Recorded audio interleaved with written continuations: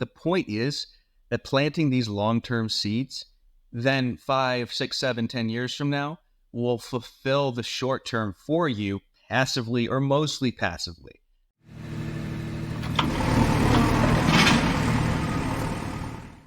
What's up, everybody? My name is Mason McDonald, and I am here with my co-host Dan Haberkost for the Big Picture Blueprint. And today we're going to be talking a little bit about what we're doing now and what we should be doing for the short-term, long-term, and mid-term within our businesses. But before we get into that, Dan, how are you doing today? Mason, I'm great. I'm out in Del Mar. It's a beautiful day. Excited to come back to Colorado and go snowboard with you. Yeah, well, we got about a foot of snow last night, so it's ready. It's time. It's skiing and snowboarding season, so it's going to be a fun winter, even though it's depressing that it's still dark at 4 p.m. But Dan, the idea of this episode actually came about a few months ago. We're recording this in December of 2023, so by the time it comes out, it's probably going to be the beginning of 2024. But you had a realization over the summer this year that has kind of led to this episode. Why don't you tell us that story that you have? Yeah, so I woke up one morning this summer, and every morning I like to read, but I saw the date, and it was July 31st, 2023, and I realized, it was July 31st, 2018, that I drove to Colorado and moved here, ultimately. And I started to think about where I was at that time, just starting my real estate business, just, figuring out the very basics of the industry. And it made me chuckle because it was exciting to think about how far I'd come and how I'd accomplished much of what I wanted to.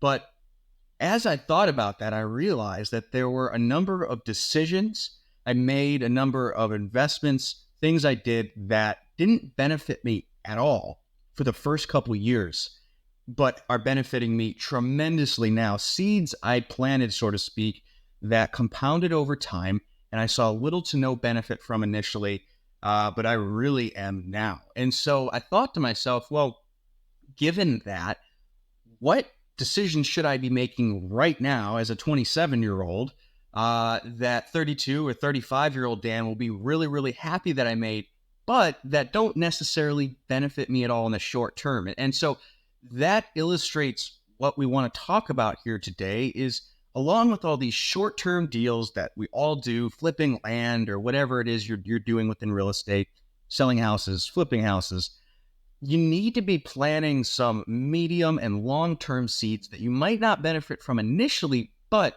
will pay dividends down the road and do so continually. So let me make this a little bit more concrete, Mason, and I'll stop ranting here.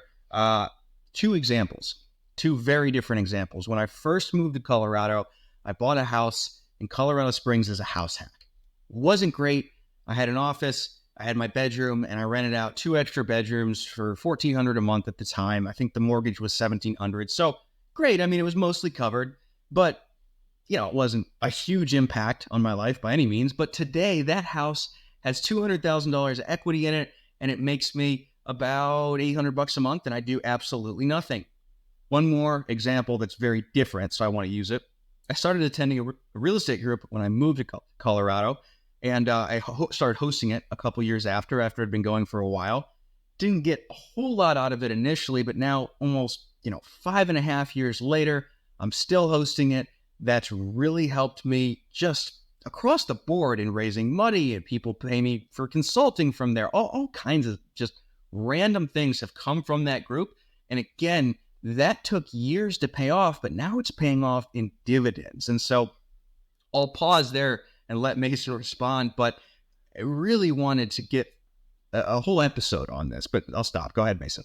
Yeah, I think this is going to be fun, and I think for people listening, we're going to attempt to make it both tangible and practical as we can, but it will be a little bit more philosophical of an episode, because I think one of the nice differences between Dan and myself, for those of you guys listening, is Dan's a little bit younger than me, 1.5, 2 years younger than me. I'm 29 now. I've been married almost 5 years. And I started out in the corporate world, where Dan, while he started out in the corporate world, he jumped into the entrepreneurship, real estate investing a lot sooner than me. So it's interesting where we'll be able to talk about these decisions and kind of balance both the personal financial needs as well as the business goals and long-term wealth building and equity building with everything that we've done and what we're currently doing and honestly what we should be doing. Because I look back at various financial decisions, or more so decisions that I made that were saying no to certain opportunities and certain projects that probably I wish I would have done, but also recognize that I wouldn't be where I'm at if I had made decisions like that, where I only have one building right now that is a horror rehab nightmare, terrible scenario. I'm exaggerating, but it's just over time, over budget. And we'll get into that whenever we're talking more about the medium and long term, because my business partner and I are talking about, we're going to sell this when we're both retired in our 50s and 60s. But I do think looking back at some of the early decisions that I made, I think a lot of the things I said no to are really important, because I wasn't buying rental properties when I was 22 or 23 years old.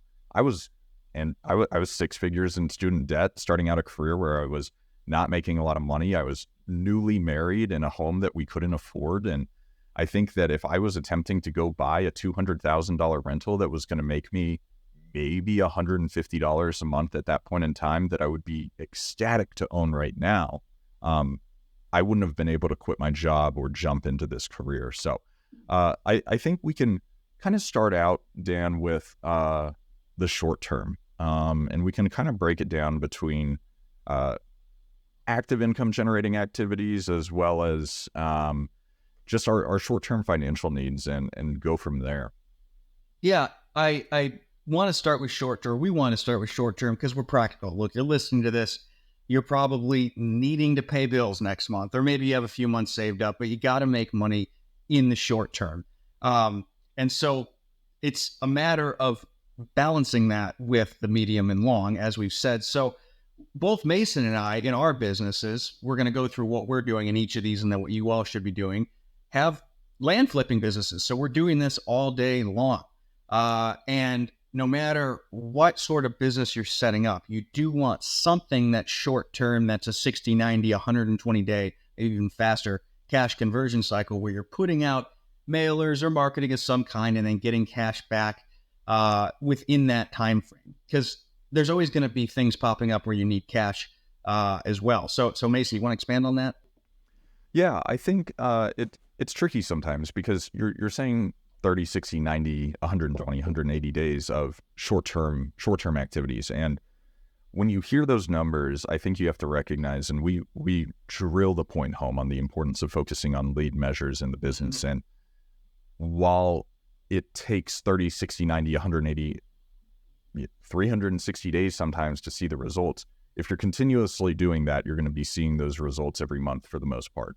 But within the idea of short-term active income-generating ideas and income-generating businesses, you have to look at it from two ways. Of you have the capital-intensive activities and then the time-intensive activities, where land flipping, or house flipping, which are relatively quick activities, it takes a good amount of money to do it, whether it's money on your marketing spend or money on the actual acquisition cost of the land. That takes, you have to either have saved up a good amount of money or have decent capital partners, which usually takes time and deals to be able to attract these people. And then on the flip side of it, it's the active income generating activities that don't necessarily take capital. It's stuff that it's time for money, whether it's you're a contractor that's going in working on a house flip, or you have had success in some world and it's the coaching and it's the consulting or the W-2 job or something that is making money. Because you have to recognize that if you don't have a decent savings account, you can't just jump in and expect to make money in 90 days, because sometimes it might take much, much longer than that, if that makes sense. So I think whenever you can try and find those ideas that can be implemented without a ton of capital, it's really great for the short term. Yeah, I'm glad you said that, because I don't want to get off topic here, but oftentimes people jump into something like land flipping or house flipping or any wholesaling single family houses, whatever it might be, and they don't work at it quite long enough to start benefiting from it. So they end up just wasting, 5, 10 grand on marketing and a course or whatever, and they never actually see the results from it. So that's an important note there, Mason. But yeah, I think you summarized that quite well. You got to have income coming in right off the bat. And so setting clear lead measures around one of these active income generators is important and should be the base of your daily, weekly, and monthly tasks. But then, moving on here momentarily, you want to layer on tasks that are lead measures that focus on the medium and the long term. But Mason, okay, beyond land flipping, in your personal business, is there anything else you're doing that's short term that fits into this category? I think for the most part, land flipping is my active income generating.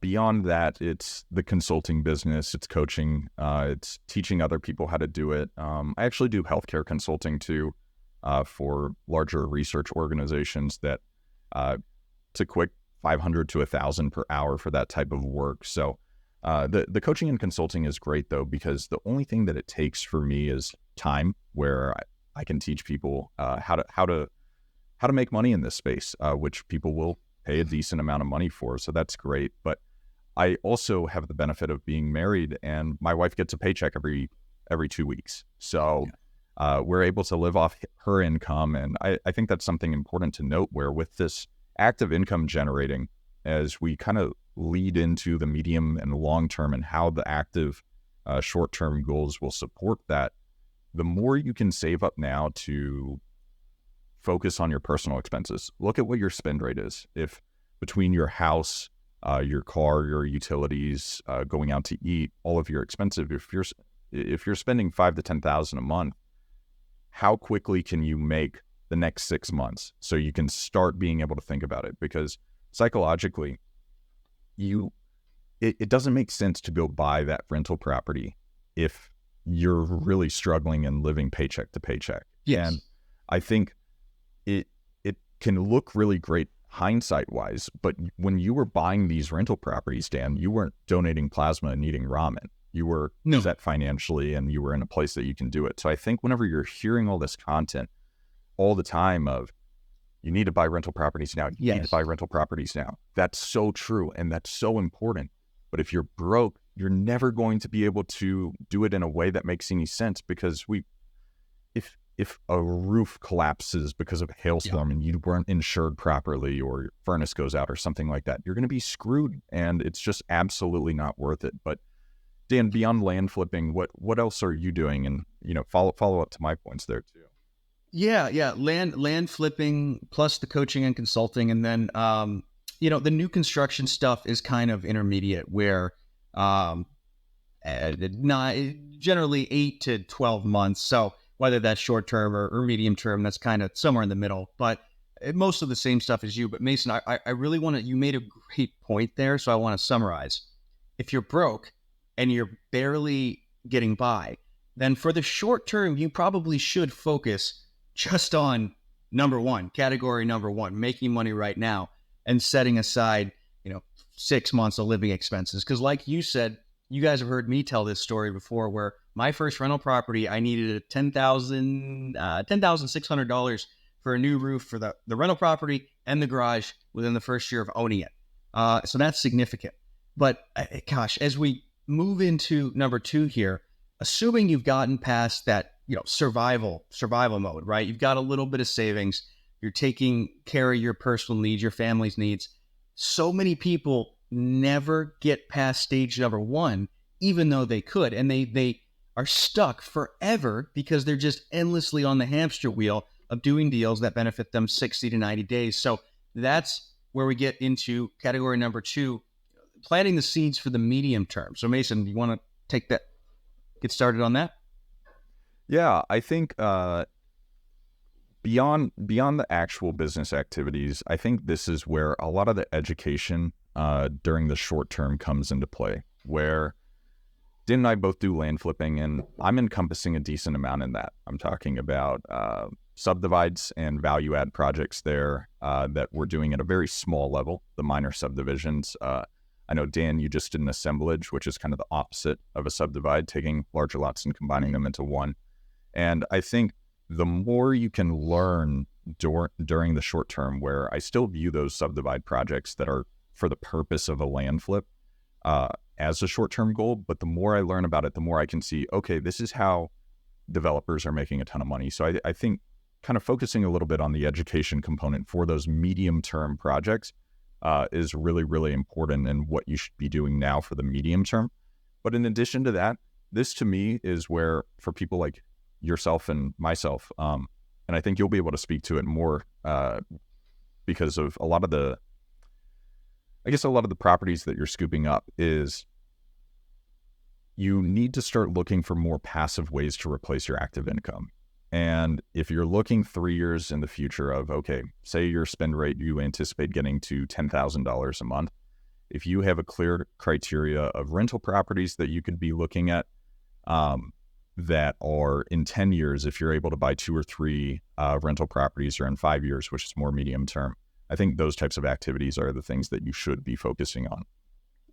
Yeah, no, absolutely. I guess rentals do kind of fall in the short, both short and long term. It just compounds even further as you go longer term. But aside from that, Mason, I guess I was grouping in the new construction for me being the medium term. And guys, the whole concept is the longer term. Of course, you have to wait longer for it to pay off, but it's a more substantial payout. And so new construction fits that box for me. And the subdivides you're doing right now are pretty quick, but you guys probably have heard our interview with AJ, who was talking about some more substantial subdivides that'll take a couple years. Projects like that are a great example of what we're referring to here, where you get the ball in motion and there's continual work that you don't